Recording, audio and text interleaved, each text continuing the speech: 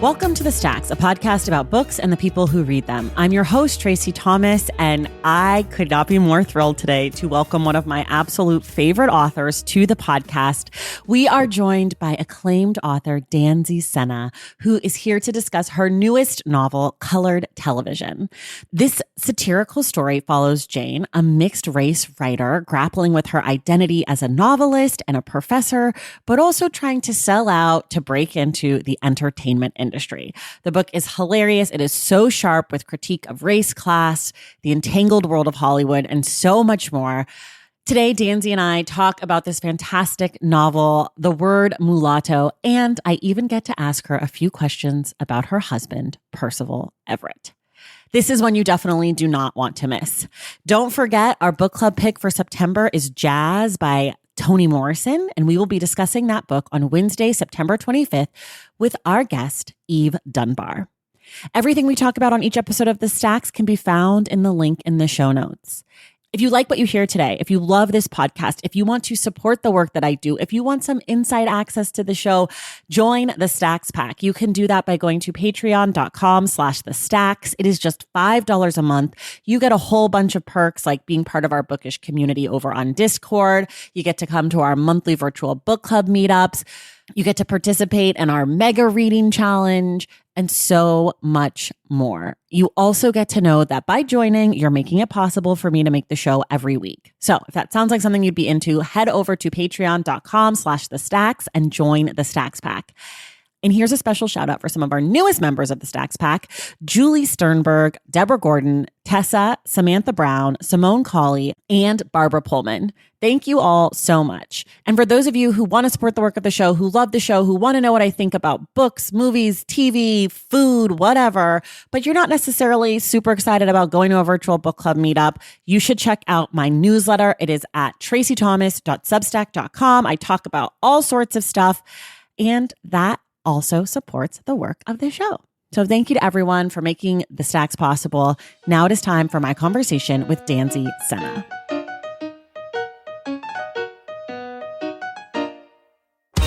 All right, everybody, I'm so excited. This is, I feel like, years in the making.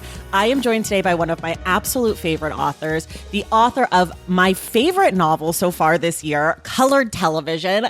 It is the wonderful, fabulous, amazing, incredible, hilarious Danzy Senna. Welcome to the Stacks. Thank you so much. This is years in the making. I know. I've been so waiting excited for this moment. Yeah, I've been waiting for you, honestly, because new people came out before I had the show and I loved it. And when I started the show, I was like, well, one day Danzy will give me another book and we'll get to talk. And so I'm glad I waited because it was worth the wait and it's so good. For people who have not been paying attention to me screaming about this novel, can you tell folks in like 30 seconds or so what Colored Television is about? The Hollywood elevator pitch is about a writer, a mixed race mulatto writer who fails in novel writing and decides to try her hands at Hollywood, making the greatest biracial comedy of all times. And things don't go as planned. No. Jane is our protagonist. I want to start with, since you said biracial, and I'm sure you're going to get this question a million times on your press tour, Jane loves the word mulatto. A lot of people don't love it. Why do you love to use it? Why does Jane love it? Because it's not just Jane who loves it. You use it in other stuff. I use it. I did a word count on like how many times I used mulatto in this book, and it was like 90 times. It was almost 100 times. And it's a word I have been using since high school. And my siblings and my friends who were also of biracial heritage all used it because we loved how specific it is to being Black and white and American, but also because it's such a vintage racist word. Yeah. It's like old-fashioned racist word that nobody calls you that in the playground. Like there's not a great risk in using it that it's going to be used against you. It's comedy to me. that they used to think we were like mules and that we couldn't procreate, which clearly we can, right? We can do it. And have. Are you worried though that like by using it, people will think that they can break, like, what if you usher in the revival of mulatto as a racial slur, like an everyday slur, like the N-word? I mean, wouldn't that be kind of hilarious? Okay, I would love it. I am not a pearl clutcher, as you know. As you know, I think it's funny. I was trying to bring back the word colored to describe all people of color because I hate word. saying BIPOC or like, I'm just like, it's too much. It's white and colored. It's us versus them. Like you're either in or you're out. But a lot of people don't like that I feel that way. I don't understand that. I love the word colored. I love the word mulatto. The thing is that race is not science. So biracial sounds like we still believe in this chemistry lab. And race is history, poetry, economic violence, political violence. It's not a scientific thing. So let's use these ridiculous words and own the fact that we're talking about history here. Yeah. I also personally, I mean, I just love quadroon. That's just a great word, period. Best. Like that octoroon, like, come on, those are unbelievably good words. I know, and it's the only place where we get to like be specifically described. Yeah, I think that's right? Okay. So I do want to talk about that because you and I are both black and white mulatto American mixes, right? And I feel like, I personally use mixed over biracial, even though my Instagram handle is bitracial, but that's more of wordplay and not. That's good. That's good. Like it's good. It's perfect. I personally use mixed race, but I do feel like there's something to being able to say, I am this specific kind of mixed person, right? Like there's Blasian, right? Like, and black and Asian people, like they have Blasian and they're able to like lean into that. And there's other sub genres of black and Asian that have their own titles. But I do feel like sometimes when people are like, oh, well, what are you mixed with? And then I'm like, black American and white. Well, I'm actually Gelato. Gelato, yes. Yeah, that's even more specific. But I just feel like I like having a word for us. Well, it's kind of, the fact is that we've been denied even being named or acknowledged historically. Right. So I think there's some power in like acting as if we're race, even though we don't, fully subscribe to being distinctive from blackness. We're like a subgroup of blackness, but to actually be able to describe ourselves is something that has not been afforded to black, white, mixed people in America. Like it's actually built into our history that we were completely erased from the story. So, so I think that's part of the appeal of it, along with the comedy. And I also I went in the 90s, there were these really big revival of like people of mixed race were going to find their own group and be empowered. And there was this crazy moment. And I went to like a couple of conferences where I was asked to speak that were like multiracial Americans conferences. And I was like, these people mean nothing to me. Like, I don't have anything in common with anyone here except for those few people who are mulatto. Like, I don't relate to these people's history. I don't have a problem with them. But if you're half Asian and half white, like, we aren't really talking about the same thing because history matters and God bless. Like, that's great. But I don't think we're in the same conversation now. Well, right. And I think, like, to your point, it really strips the context of people's lives, right? It's like, I've been in conversations with people who have been like, oh, well, I'm Puerto Rican and whatever. And I'm like, okay, like, yes, we are both mixed.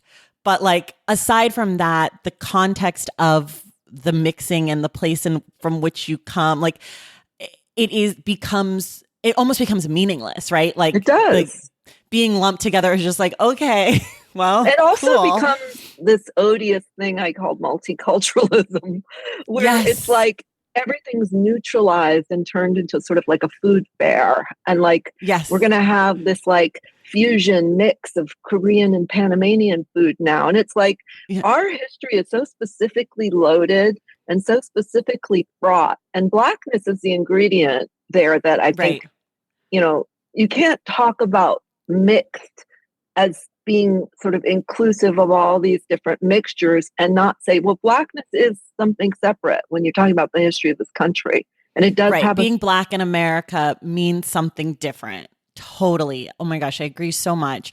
Okay, so you and I are in agreement about mulatto, but and you are a national book club pick. You're the Good Morning America book club pick, and that means you're going to have an audience that maybe hasn't thought about mulattoes and mixed race people in this way, who maybe it's outside of someone who would have come to your book, because that's what these book clubs do. They platform you in a certain way. Are you at all nervous or excited, or I don't know, you tell me, how are you feeling about knowing that like on Good Morning America, you're going to have to talk about mulatto and people are going to have feelings about that?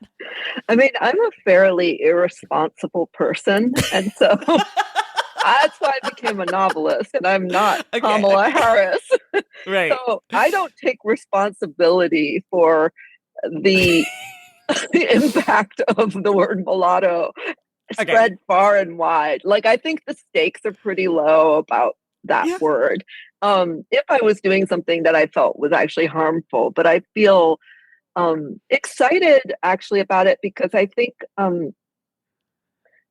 I've embedded all of these things I've been thinking about for decades and decades into a book that apparently is highly enjoyable to read for people who maybe haven't thought about these subjects. And so it feels like actually amazing that these ideas will be seeping into the larger mainstream for the first time in my life in a much bigger way. And I think the comedy and the fact that there's a marriage and there's, parenting and class and money, anxiety and aspirational fantasies in it, like there's all these areas of connection that people hopefully will find. And then the race stuff is like, I think you hope that it just sort of like slightly changes the sort of cellular makeup of people's thinking around this.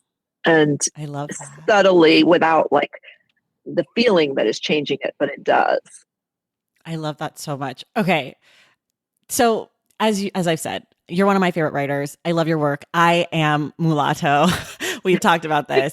When I read this book, I read this book back. Yes, I need a pin.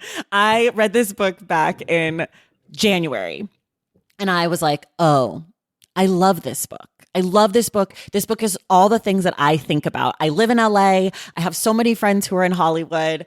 I'm mixed. I have kids. Like I create things. Like it's like feels so spot on to who I am. But since I read it and loved it, I've talked about it and people are starting to read it. And a lot of people who I'm like, you have no frame of reference for any of this book are loving this book. And I thought this was going to be sort of like my small little secret. Like, oh, I like kind of like how I felt about New People. Like, oh, Jonestown, which is one of my obsessions. I was like, oh, New People. It's just something that me and my like mixed friends can talk about.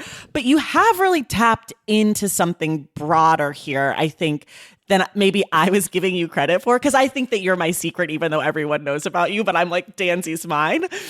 So I guess the question is like, how were you thinking about audience? How do you know how far you can push it and still make it feel authentic to someone like me who feels very close to the subject matter, but also feel accessible to someone from Wisconsin who's never been to LA, who's not a writer, who's not a creative, who's all white or all Chinese or whatever? Like, how are you thinking in those terms? It is, I think I don't think about that when I'm writing. I think about you, Tracy. I think about my closest insider audience. I mean, I'm saying you, but like an audience member or a reader like you who's so close to the joke that I'm telling that they're going to get it on about 6 different levels. And I'm thinking about myself as the first reader. But the thing that it reveals to me is just that we all have emerged out of the same culture in some ways. I mean, we're all Americans and we are all products of capitalism and popular culture. And so the sort of hyper specificity, as they call it, of the mulatto experience is something that, you don't have to relate to entirely to be enjoying this book. But I would also say that when I wrote Caucasia, my first novel, I was doing this thing of writing about the aspect of my identity that is the thing that has made me feel the most like a freak my whole life, the most like an outsider and an outlier. And when I went on the tour for that book, what I realized was literature has this power that the thing that makes you feel most alone is the thing people are going to find a space of recognition in, because everyone feels shame. Everyone actually feels that they're passing. Everyone feels a disconnect between their physical self and their invisible self. So there's levels of sort of metaphorical truth and universality that I think is what comes out of writing from the hyper specific. Actually, you don't write to the generic, you write to the specific, and then hope people will find that place in themselves that is whatever that character is. Yeah. Well, I know myself and some of my closest mulatto friends, we love it. We love this book. We talk about it a lot. It has come up more times. I mean, I've like pressed copies. I've told your team at Riverhead, I'm like, send me another one. I have another mulatto who needs it. Like, I'm just like pimping out copies of the it's book. Like charity. It is. I'm just like, because, okay, I'll be really honest with you. I feel like most representation of Black, white, mixed characters, both in film and in TV and in books, is like not, it never hits the funny to me. And you write about this in the book, right? Like there's this character, we haven't even gotten to this part of the book, but when Jane goes to Jane's our lead, when she goes to sort of leave academia novelist world, she gets her foot into the door of Hollywood, and she's trying to like pitch this like, or come up with this great mulatto TV show. And the guy that she's working with, who's like a Hollywood exec type, keeps talking about how like being mulatto or he doesn't say mulatto, being mixed or biracial is like, you know, the tragedy of it all and all of that part of it. But I feel like everyone misunderstands that. I feel like being mixed is like the greatest joke ever told.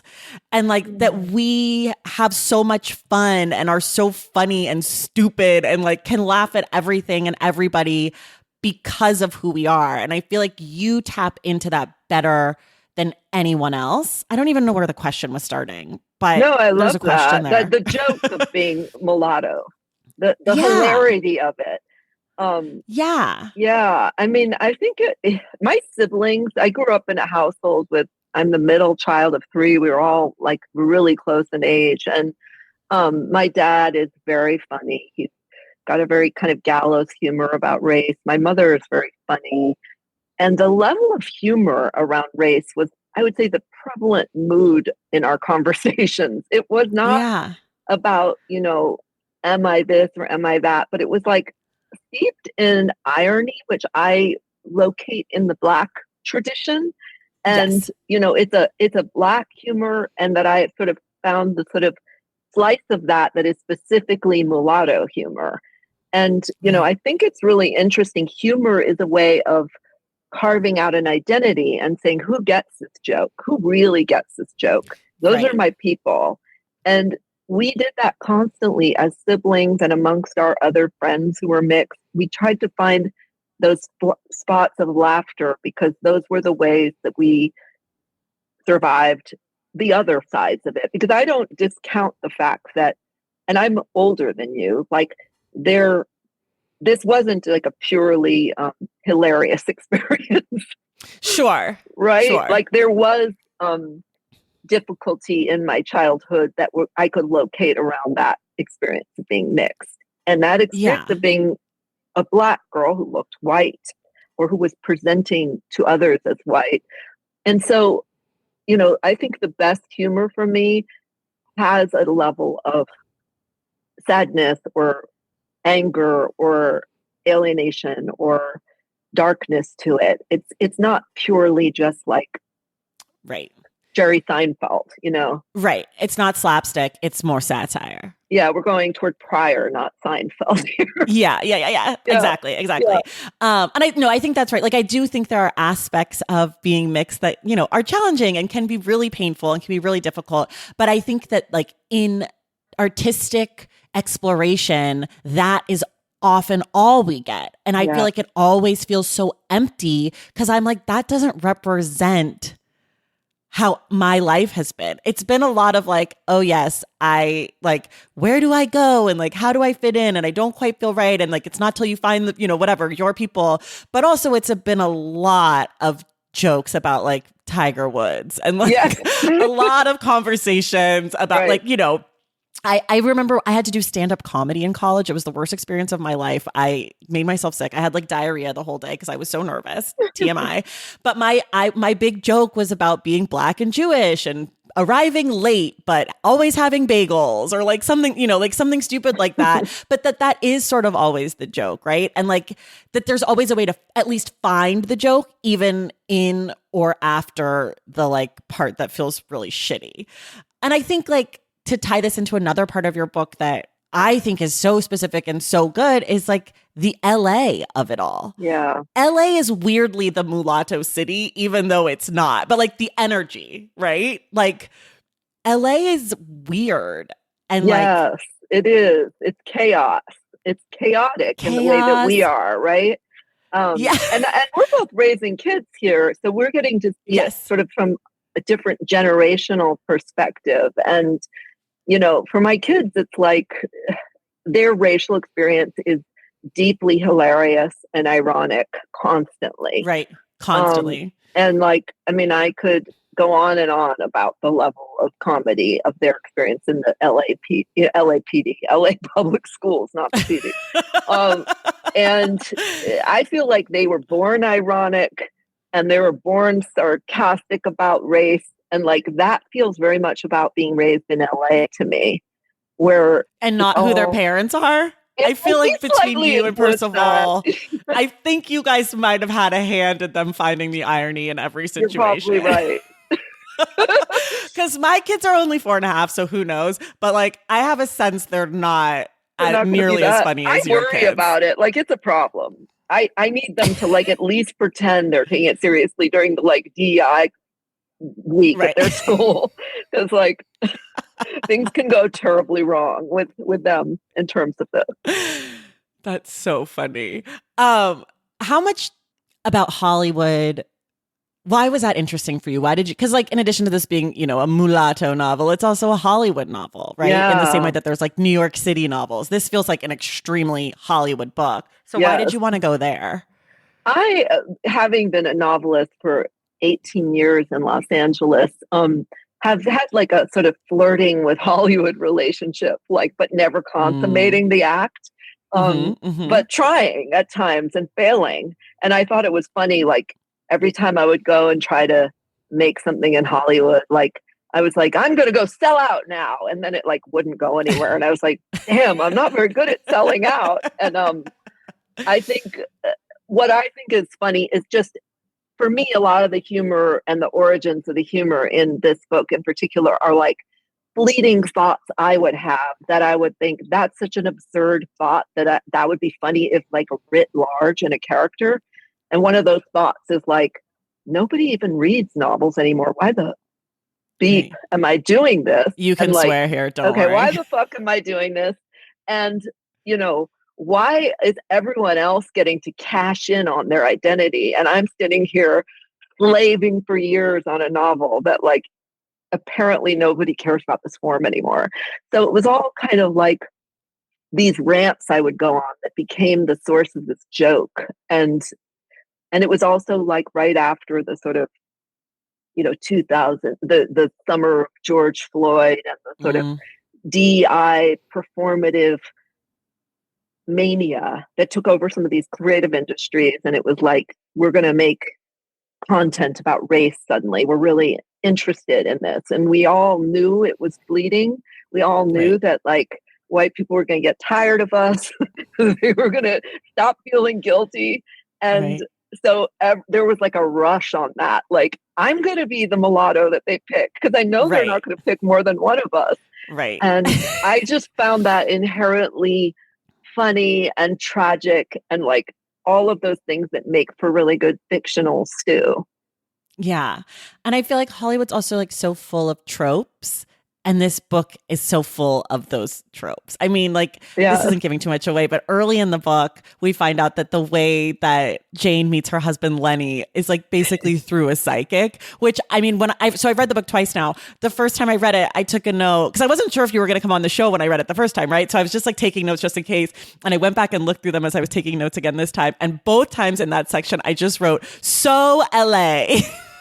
Yeah. Even though they're in New York, it's just like such an LA thing to be like, we met through a psychic or like because of a psychic prediction. And he's out in California too. He's in California. He's in like Montecito California. or something, right? Yeah. He's like with a gay Black psychic who is living in Montecito, and he has a daughter named Tuesday and a clawfoot bathtub imported from England. And he's not a psychic. He's a racial alchemist.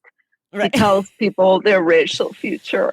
And he tells her, you know, she's going to meet a funny Black man at a party, and he's going to be wearing West Coast shoes. And I think you're right. The tropes, I mean, there's like a romantic comedy almost trope there going on, and that's subverted in all these ways. And then there's the sort of, you know, I mentioned like Tyler Perry and the sort of like poor person becoming rich and living in luxury. And that's like trading places and all of these things that are storylines that I was tapping into in this, where it's like, she's going to make it to Hollywood and she's going to turn their family's fortunes around. And it feels very Hollywood in and of itself. Yeah, it's a very like bootstraps gone wrong kind of story. I was taking notes as I was going. There's a lot of tropes, some of which we can't talk about because there's spoilers later on in the book. But there's a lot of like playing with that Hollywood stuff, which I also just love because it does make the book feel so cinematic, right? Like it's like you can imagine all of these moments with Jane so vividly because we've been conditioned to understand this story. Even as you're subverting it, it's like, oh, I know what this thing is. I know who that woman is. I know what this moment is. And it's really talking about like enjoyable. It's really gratifying to the reader because and I mean this as a compliment, you sort of do a lot of the work for us so we can just enjoy the story. Like, I didn't feel like I was like schlepping through this. I was like, oh, I know where we are. Like, that's great. I get it. Yeah. I hope this is true because I'm still trying to sell out. Oh, no, you should for sure. I think if I could sell out, I would. Nobody wants to buy a book podcast, unfortunately. I mean, I would sell this to like for like $16 probably, like anything. Yeah. I mean, that's another huge part of the book is like the money part. Like this is a book about money. Well, this is like funny, money being success. I mean, I grew up not with much money, and I mean, that's a bit of an understatement. Like my sister and I sound like we were like Dickensian. We were getting jobs at 11 and 12, pretending to be 18. And our reason for needing to work as like clerks in stores when we were mere children was not that we had to pay our mother to buy groceries. It was because we wanted gold hoops and we wanted clothes and we didn't want to have to put them on layaway, which that's what we did back then in the 80s. Right. And we were extremely materialistic children. And my mother had no money. She was a bohemian poet.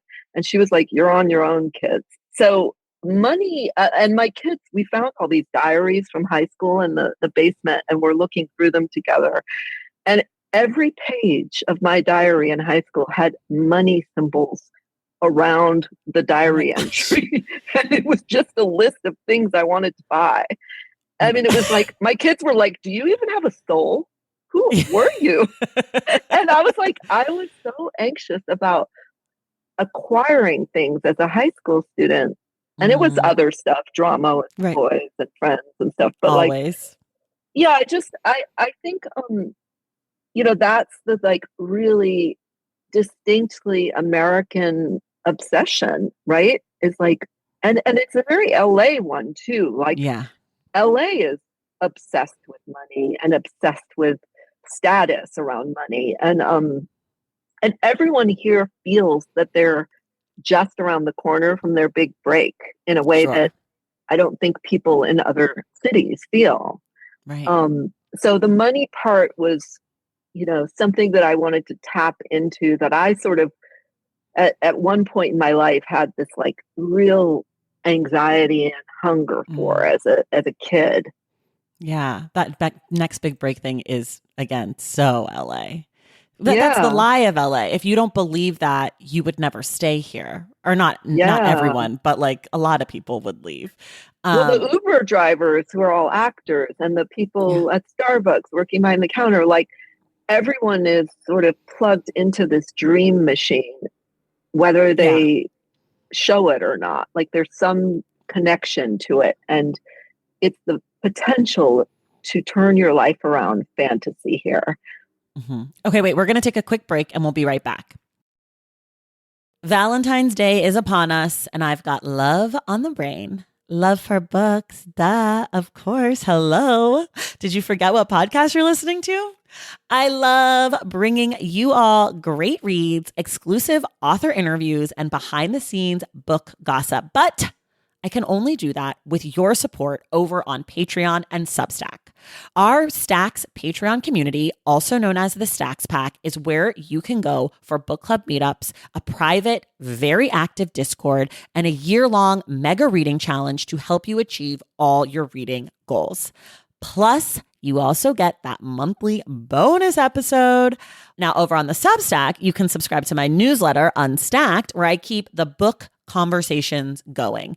I also give you a healthy dose of sports and pop culture, definitely some hot takes happening over there. And again, that bonus episode. If you don't have a few dollars to spare, don't worry. There are free options on the Substack and the Patreon to get you a little extra Stacks magic. Making this podcast is a total team effort, and by supporting my Patreon and my Substack, you allow me to support my amazing team that makes the show possible every single week. So if you or your friends are looking to meet other book lovers and support this indie podcast, come hang out with me on Patreon, Substack, or both. I would love to have you. And since we're talking about love, you can gift subscriptions to the Patreon and the Substack for that special reader in your life. For the Stacks Pack, head to patreon.com/thestacks. And for the newsletter, head to tracythomas.substack.com. And also, there are links to both in the show notes. Okay, see you in the Stacks. Okay, we're back. I want to ask you about the title of the book, Colored Television. I mean, it comes up very early in the book. Lenny and Jane like to watch a certain type of television that they called colored television. Will you talk about, I know that I happen to have insider information because I remember when we did the Riverhead variety show, you all were up till the last possible moment trying to decide on the title. I'm curious what some of the other options were. Yeah, well, the book was called for the longest time Nusu Nusu, which is the title, and this was before I even sold it. The title of the novel, that's the big failed novel that Jane is writing, is called Nusu Nusu, which translates to partly, partly. And it's the history of the mulatto people for 400 years, a doomed project. And I, had that as the title. And then basically they felt, and I sort of agreed with, that it wasn't as catchy as it could be because nobody knew. And I would tell people that title and they would say, what? What? Knew what? Yeah. Knew what? And so it wasn't recognizable words. It's Swahili. And they were like, you're signifying something that the book doesn't really come up with. So they were like, what about partly, partly? And I felt like that just was too betwixt and between. And it didn't have the energy of the book. It felt like a tragic mulatto novel. Yeah, for sure. And it was like I was like, I don't want to see those words on a shelf looking at me. And so I had to like go right before your variety show. Like I was like, what the hell is the title? And that just jumped out at me as funny, and sort of the way that it's described as being like trashy black television. Yeah. Another trope, right? So the trope of the book and the irony of the book in that title. What about names? How do you name your characters?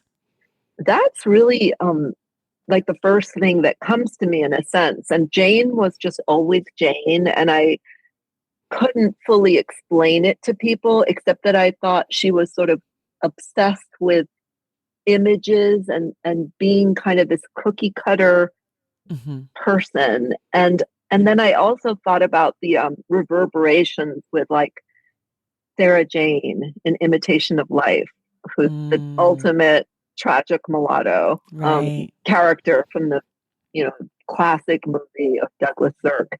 But all of those were like secondary thoughts. The first thing is, what does this woman look like her name would be? And Jane was the name that I came to. And then instinctually, all those other names were just felt right. How did you like the names? I love names. I always add so much though. Like I I was just texting with a friend who just finished her book and loved it. And I said to her, I was like, it must be a coincidence that this year it's Jane and James, because your husband's big novel this year is James. And I was like, they're just sitting in the house talking about James and Jane and James. Like, I just couldn't get that out of my head. Obviously, like the Hampton character, that name is so loaded. Hampton is such a loaded name. I actually think on the day that you and I are recording, today is actually Fred Hampton's birthday, if I'm not mistaken, or maybe yesterday. But I felt like that name, I think Lenny is like such a peculiar choice for that character, but I love it. Like my nephew's name is Lennox, and I was like, I'll never call him Lenny. And now, of course, I call him Lenny every single day. But it is like such a old-timey sort of name, but sort of works for that like disgruntled husband character. Like I think they really work. And I just like Brett. Like, you know exactly who Brett is. A mixed guy named Brett. Like, it's just like, ooh, I see you. I know you. And so I feel like, I just like you're really good at names. Like, I think you really, like, in new people, Khalil or whatever, Khalil, depending on how you want to pronounce it. Khalil. Like, that's just like such a name. Names are so interesting because they tell us, unless you've chosen your name yourself, like, they tell us about our parents' fantasy of ourselves, much more than they tell us about who we are. But then, you know, there's a whole psychological theory called nominal determinism that depending on your name, you grow into a certain type of person, and that the name has some power over who you become. So as a novelist, I'm always really interested both in like what's determined and what's told about, like Hampton's parents may have been of that era that were into Fred Hampton and radical Black politics. And then they have this son who his trajectory is to become like a sort of network producer in Hollywood. And so but the irony, but he performs the Hampton. Like he has sold the idea of Hampton, even though he's really, like everyone else, a sellout, right? Like he's packaged it perfectly. Yeah. Right. Like the joke of that name just lands so hard if you get it. Like it's just like, of course, this guy. When you're right, I mean, talking about self-determination a little bit, I guess. I love plot. I've discovered in talking to some other reader friends, I guess everyone doesn't read the book trying to figure out what's going to happen next. Some people just read and just let it wash over them. Not me. I'm like, oh, this is a clue. Like I'll have like the whiteboard with the strings. Like, okay, she said this. Like I'm fully going crazy. And I like your books because there's things happen. And usually I can't guess what's going to happen in your books because a lot of times I'm solving the book on page 5. I'm like, oh, that person is actually dead or whatever. And I want to know how you're thinking about plot as you're writing. When you get the idea for the book, do you know X, Y, and Z is going to happen to Jane, or like that Maria's going to end up where Maria ends up? Or are you like, I just want to explore Maria and she tells me what she's going to do or whatever? I mean, I'm watching a house be built next door to us right now, and it's not unlike the horror that I'm seeing out my window right now. And, you know, I spend so much time on each book to give the illusion to the reader that this was easy and breezy, but the amount of labor that goes into it and scaffolding and drafts upon drafts, you know, with plot, the first draft is me just trying to figure out who these people are and then find my fictional distance from them. If they resemble someone I know, I have to find a way to make them someone else. And And so many drafts into it, it starts to become clear what the sort of problem is from the beginning that's going to unravel the story, and what sort of, but each thing has to be caused by something that happened before it. It has to make sense to the characters I've created. And, with this novel, the whole novel, they're subletting for this guy, Brett, a friend of hers, house, this beautiful house in the hills. And he's very wealthy. He's out of the country. And they're doing things that they shouldn't be doing as house sitters. They're drinking all his wine. She's wearing his wife's clothes. And she's using things of his and sort of exploiting him in a certain way. And he's calling her the whole novel. And without giving anything away, she's avoiding his calls. And I didn't really know until the very end why he was calling her. Right. That was something where you kind of write your way to the answer, and then you look back to see what clues you've given yourself about why this is happening. But this is a very messy process. It's a highly difficult and ugly process at times to create a story that moves and feels elegant. Right. Terrible for a while. Okay. This is also a compliment, but it might sound like an insult, but I mean it as a compliment. I'm a highly mean person. I'm very mean. And I feel like one of the things I like about your books is that while I don't know if you are a mean person, you're very mean to your characters. Will you talk a little bit about meanness? Because I know some people they really love their characters and they treat them so well and they want you, the audience, to love them. But I don't get that sense from reading your books that you feel that way.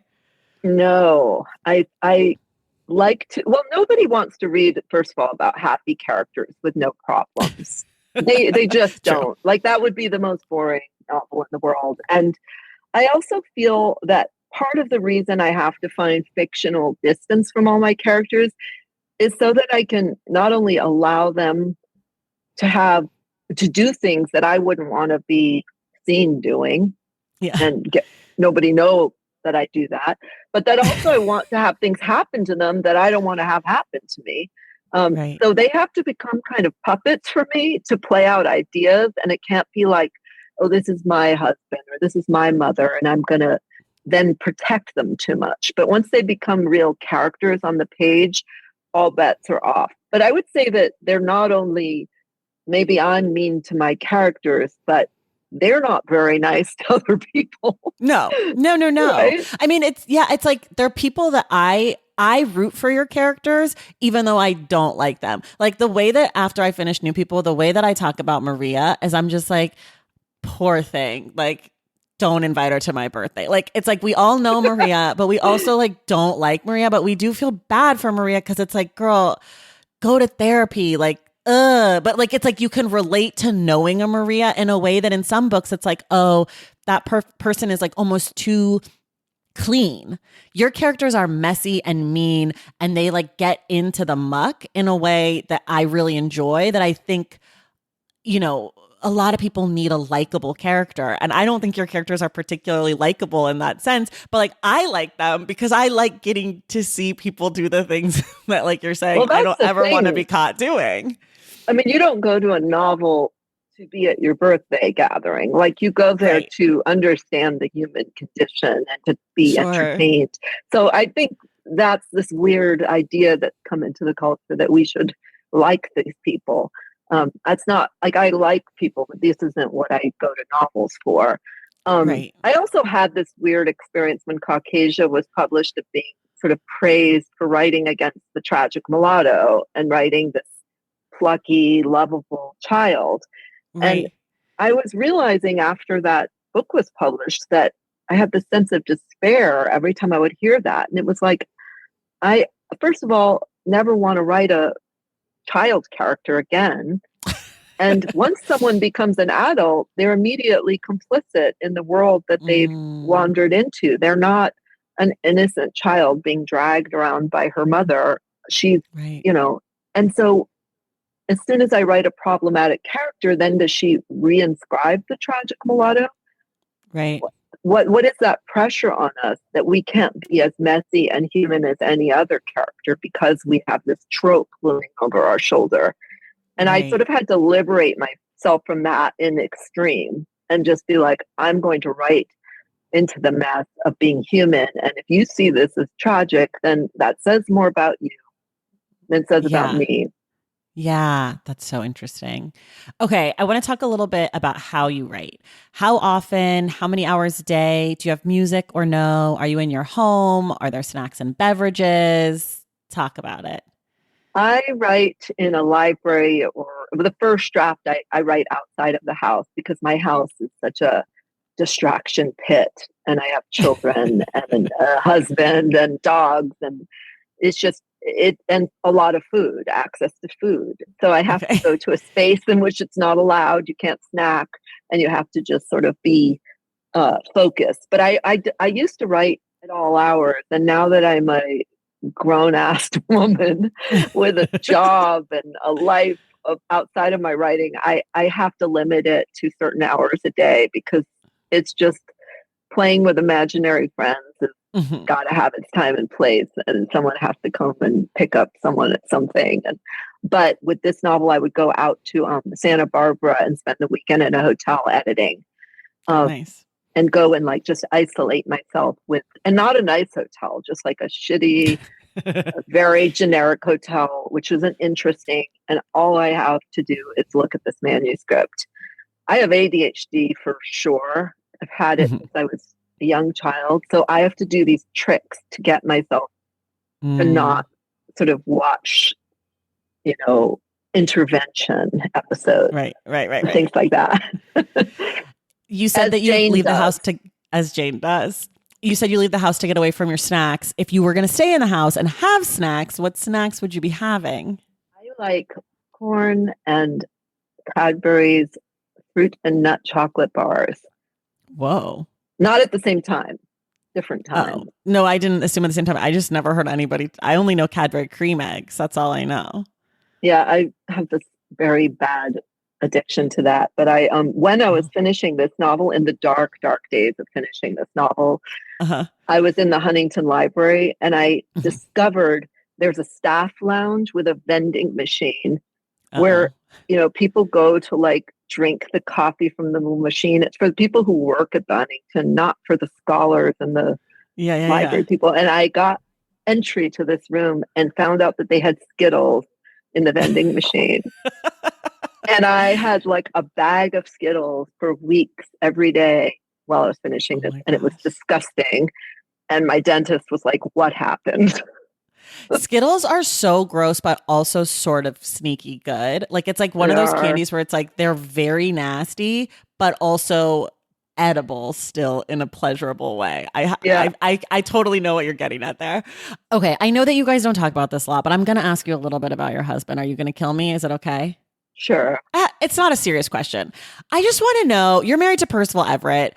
You two are my two favorites. I don't know. I love both of your work. Do you all share your work with each other? Like, do you ever go to him and be like, I can't get this thing to work? Or he comes to you and he's like, I don't know, James and Huck are just on this fucking raft, or like Monk is so annoying. Like, is there any working together, or is it like, go in your room and write your little book and send it to your editor like I am your spouse? You want to know? I'm actually glad you asked that question because the answer is really funny and really clear. Is that we never share our work with each other. I read Never. James in Galley. Like Oh I my didn't gosh. read it until it was finished. And I think like if you were to come and just be a fly on the wall, like you might think we were like two dentists who got married. Like, you just don't talk about work at home at all, We sort of or not allude really. to it. We allude to it, but somehow, without even discussing it, it was like we're not each other's editors. We're not each other's teachers. We're fully grown creative artists, and we're going to like give each other that space. But Mm, there's not an exchange of work going on. And there's interesting. an appreciation of each other's work. But Sure. we talk about politics and other people's art all the time. But Um, not each other's. but there's not like can you edit my manuscript ever in this household? And it's very interesting dentist I love vibe. this. I love this. Okay, I have one more follow-up question, and you don't have to answer this one. Have you ever read one of his books and been like, I don't like it? Or he read something of yours and been like, it's not good. Like at the end, because that would be my greatest fear in life, right? That I make this thing and that my husband or someone very close to me like sees it and is like, not your best. Like I'd be like, I'm dead. So I would try to give it to my husband very early so that he could help me so that I wouldn't ever have the moment where the person that I love a person that I love a lot on the face of the earth is like, well, they'll always have next week's episode. Yeah, I mean, I think we liked each other's work before we ever were friends. Right. And the thing about novels and stories and writers is that work can be imperfect and still have an intelligence about it. So yes, I think we judge work differently. It's like a part of a body of work. We both are very committed to like the beauty of imperfection. So I like that. That's my politic answer. Okay. I will come off this topic because I know you guys don't ever talk about it in public. I didn't find out you guys were married until like a year ago. I was like, wait, what's happening? Anyways, and whatever. We're done. But I do want to talk about another famous person that you're linked with, which is of now Kamala Harris, because we now have our great mixed presidential woman candidate. She's not a true mulatto because she's Jamaican and Indian, but you wrote about her and wrote about race in the New York Times for an op-ed that I obviously loved and devoured. We're talking about this in September. The election's going to be coming up soon. Like I text my friend Zach because he had just read your book, and when she came out as a candidate and like Trump was like, she's not black, I was like, this is fucking Danzy season. I was like, I am so excited that her book is coming out in the midst of Trump to say that. Yes, actually. Yes, I know you did. I know you were like, Trump, JD, I need a favor. Can you guys say something target her crazy for being mixed? Yeah, I need book sales. Yeah, I mean, I started taking notes when I watched him saying that to her. I was on vacation and I was like, oh my God, this is such a perfect encapsulation of what the attitude is toward the mulatto. Like he's just performatively revealed to us what it is that we experience in this country in terms of the bewilderment and the imposter idea. And I started taking notes and I then abandoned them to like go swimming and hang out with my kids. And then I got an email from the New York Times saying like, they didn't say this, but like, it was like resident mulatto. Yes. Comment on this in some form. And I was like, oh wait, I half finished that essay. I better just finish it.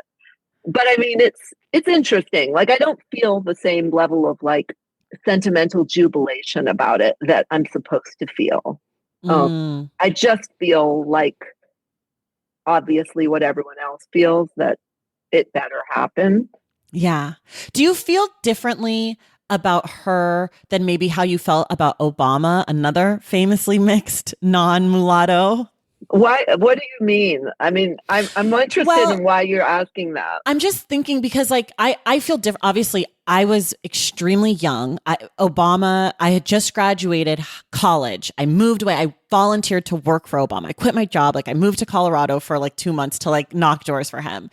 And so at that phase in my life, I was very different than I am now, much less cynical. But I feel like something for Obama was like, he's mixed and he's like me because of that. Whereas in retrospect, when I look back on him and I realize like, oh, he is mixed and he is black and white, but he isn't American black, right? And neither is she. And so now I start to have these questions about what is deficient in Black Americans that we can't be president, right? And so like it does shape my excitement about her. I'm much more cynical about her identity than I was about Obama's. And I think it's a lot of different pieces, but I think that's part of it. And I also think part of it is that her strategy seems to be not to embrace her diversity, right? Or like the fact that or not even just not to embrace her racial makeup at all or ethnic makeup in a way that Obama really did hammer that home. And so I'm wondering if that's shaping how I feel about her too. I also think like the fact that Trump hampered in between. Also the Michelle component. Because Oh, I thought interesting. more radical than Obama in the White House was Michelle in the White House. Yes. And she is a Black American. She is a, highly melanated, beautiful Yes. Black woman who was in the White House. And to me, that made that difference Hmm. to looking at them as a couple being the first Black family in the White House. And Right. I think Kamala is exciting for me on other levels about being a woman. But I think we're all a little bit more jaded than we were. Yes. I think you're right. Our souls are weary. We've also seen all the Black people in MAGA hats and Clarence Yeah. Thomas. And we don't Right. equate someone's body and what that body signifies with what their politics are, what they're going to do.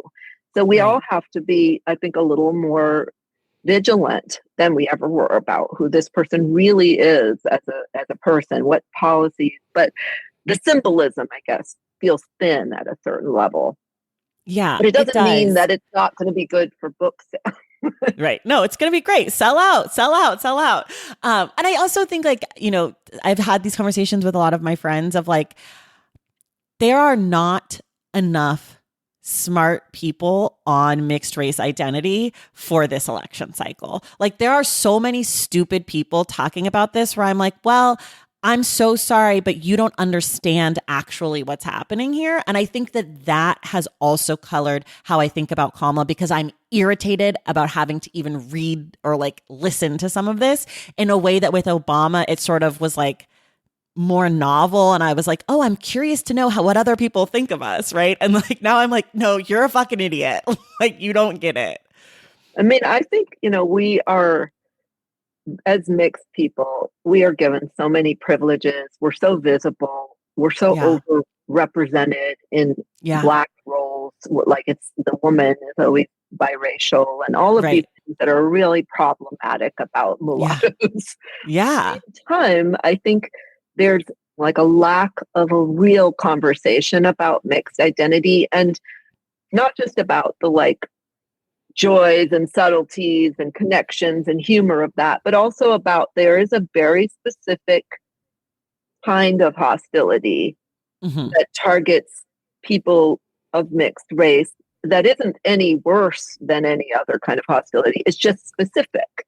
And I want to Yes. sort of name it and explore it as a writer because it's something we all know what it is. We've all felt it at different moments. And it hasn't been talked about.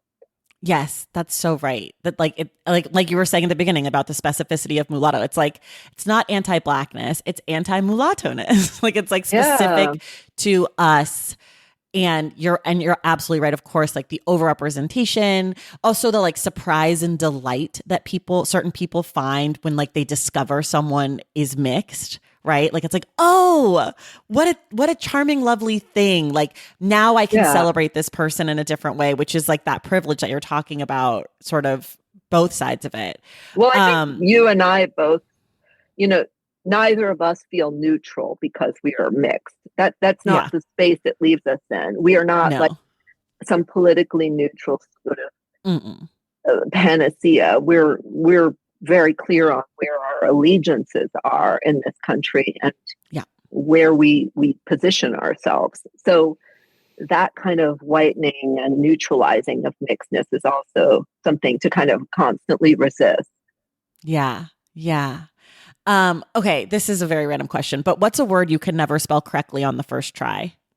Um, Rhythm, Oh, to use a very racially coded. loaded term. That you could take Yeah, away my black card now, but I could never yeah. spell rhythm on the first try. You don't have to be able to spell it to be black, but you do have to have it to be black. Right, So that's fine. right. That's fine. For people who love colored television, what are some other books you might recommend that are in conversation with that book? Mm. I would say Nathaniel West, The Day of the Locust, is one of the great Oh, novels, and okay. it influenced me a lot.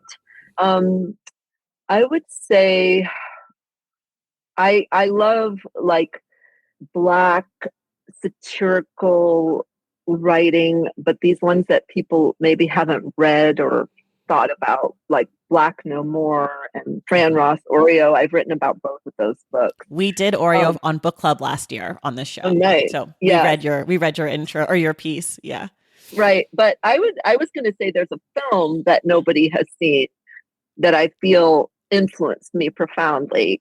That's from the 90s, a completely indie Black film called Chameleon Street that is so funny. I laughed so hard when I saw it in my early 20s, maybe I was in college, about a Black man pawn artist who is desperate for money and he's willing to do anything to get money. And it's the funniest movie I've ever seen. And it's deeply misogynist, trigger warning, but it's deeply funny. Okay. Last question. If you could have one person, dead or alive, read this book, who would you want it to be? Richard Pryor. Okay. That's good. That's good. That's not the sellout answer though, Danzy. So you're not good at selling out. Oh, damn. Do you mean like buy this book? No. I meant the answer you gave me, but I thought maybe you would give me something like the number one buyer at Barack Obama. Get it on the list. That was not the solid answer. He can't do anything for me. Higher. Yeah. No, he's useless to you, but it's the right answer. All right. Well, everybody, wherever you are, go get your copy of Colored Television. Is out in the world as you're listening to this. If you've already read Colored Television, but you haven't read New People or Caucasia, go get those books too. You can come into my DMs and talk about all of them with me. I am available to discuss all things Danzy Senna. Danzy, thank you so much for being here. This was a joy. Such a pleasure. Thank you so much. And everyone else, we will see you in the stacks.